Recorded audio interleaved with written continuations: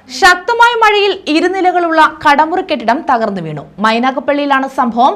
താഴത്തെ നില ഭൂമിക്കടിയിലേക്ക് താഴ്ന്നു. 25 ലക്ഷം രൂപയുടെ നഷ്ടം കണക്കാക്കുന്നു. ശാസ്താംകോട്ട കരുനാഗപ്പള്ളി പാതയോരത്ത റെയിൽവേ ക്രോസിന് സമീപം തൈക്കാവ് മുക്കിലെ കെട്ടിടമാണ് വലിയ ശബ്ദത്തോടെ ഇടിഞ്ഞു താഴ്ന്നത്. താഴത്തെ നില പൂർണ്ണമായും ഭൂമിക്കടിയിലേക്ക് പോയി.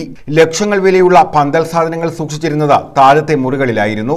ചെമ്പ്, ഓട്, സ്റ്റീൽ എന്നിവയുടെ വലുതും ചെറുതുമായ പാത്രങ്ങളും ഉപകരണങ്ങളും മറ്റ് സാധനങ്ങളും പൂർണ്ണമായും മണ്ണിനടിയിലായി. സംഭവ സമയം ആരും കടയിലുണ്ടായിരുന്നില്ല. മാരാരിത്തോട്ടം സ്വദേശിയായ മുരളീധരന്റെ ഉടമസ്ഥതയിലുള്ളതാണ് കെട്ടിടം. മൈനാഗപ്പള്ളി സ്വദേശി മുക്കിൽ വീട്ടിൽ സിയാദാണ് കടമുറികൾ വാടകയ്ക്കെടുത്തിരിക്കുന്നത്. പന്തൽ ഡെക്കറേഷൻ സ്ഥാപനം നടത്തുകയാണ്. കഴിഞ്ഞ ദിവസങ്ങളിൽ വിവാഹം ഉൾപ്പെടെയുള്ള ചടങ്ങുകൾക്ക് ശേഷം ഭൂരിഭാഗം പന്തൽ സാധനങ്ങളും കടയിലാണ് സൂക്ഷിച്ചിരുന്നത്. ഒന്നും അവശേഷിച്ചിട്ടില്ല. കെട്ടിടത്തിന്റെ അവശിഷ്ടങ്ങൾ മാത്രമാണ് അവിടെയുള്ളത്. 25 ലക്ഷത്തോളം രൂപയുടെ നഷ്ടമുണ്ടായതായി സിയാദ് പറഞ്ഞു.